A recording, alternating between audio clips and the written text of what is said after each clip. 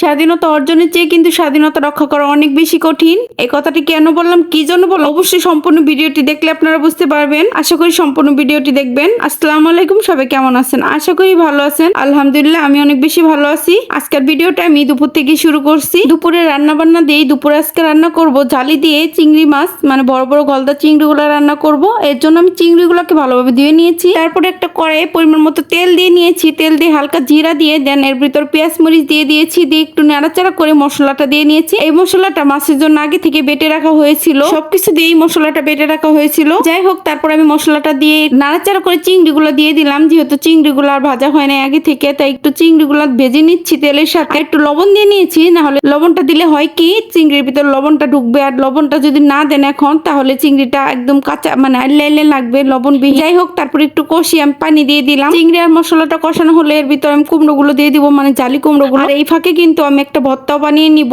Tissue ভর্তা বানিয়ে নিব। এর জন্য টিস্যুগুলোকে আমি ধুয়ে নিয়েছি, যেহেতু রোদ নাই এর জন্য ধুতে পারিনি আগে থেকে। এর জন্য এখন ধুয়ে দেন এর ভিতর ভেজে নিব। আর আজকের ভর্তাটা আমি পাটাই বেটে বানাবো, তো আপনারা অবশ্যই স্ক্রিনে দেখতে পারবেন। যাই হোক, ভিডিওটি দেখতে দেখতে যারা এই পর্যন্ত আসছেন তাদের সাথে শেয়ার করছি কেন এই কথাটি বললাম। স্বাধীনতা অর্জনের চেয়ে স্বাধীনতা রক্ষা করাই কঠিন। আমরা 5 আগস্ট মানে স্বাধীনতা দিবস হিসেবে কিন্তু অনেক উদযাপন করলাম, আনন্দ উল্লাস করলাম যে আমরা এখন স্বাধীন। সত্যি কথা বলতে কি আমরা সত্যিই স্বাধীন? আমাদের দেশটা কি সত্যিই স্বাধীনতা পেয়েছে? যদি স্বাধীনতা পেতই তাহলে এখনো কেন হানাহানি ভাঙচুর লুটপাট কেন হচ্ছে বলেন তো? যদি আমরা স্বাধীনতা পেয়েই থাকি, এটাই কি তার নমুনা? অবশ্যই না।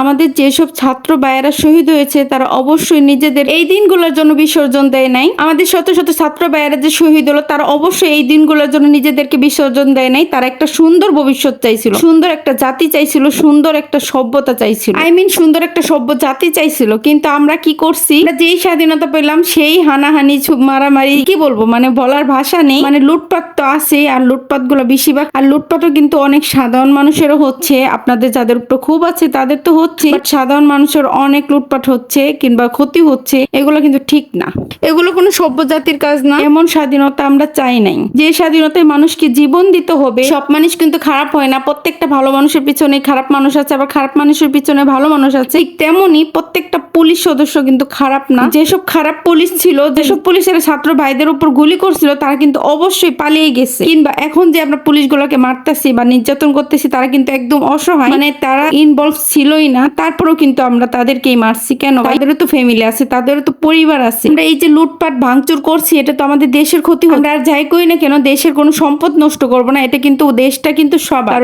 একার না, সম্পদটাও সবার। এগুলো আমরা কারো ক্ষতি না করি। যাই হোক, এর জন্যই বললাম স্বাধীনতা অর্জনের চেয়ে স্বাধীনতা রক্ষা করা কঠিন। যেমনটা কিন্তু এখন কিন্তু এটার উদাহরণ কিন্তু বর্তমান বাংলাদেশ। যাই হোক, কালিজিরা ভর্তা করে আমি পাটার মধ্যে ভাত মুছে খেলাম। আর এই তো ভাত নিয়ে বসছি, অনেক ক্ষুধা লাগছে কথা বলতে বলতে। আমার কথা যদি কোনো ভুল ত্রুটি হয়ে থাকে তাহলে অবশ্যই ক্ষমা সুন্দর দৃষ্টিতে দেখবেন, কারণ ক্ষমা হলো মহৎ গুণ। সেই মহৎ গুণ মোহিত করবে। আজকের মতো এখানে বিদায় নিচ্ছি। আল্লাহ হাফিজ।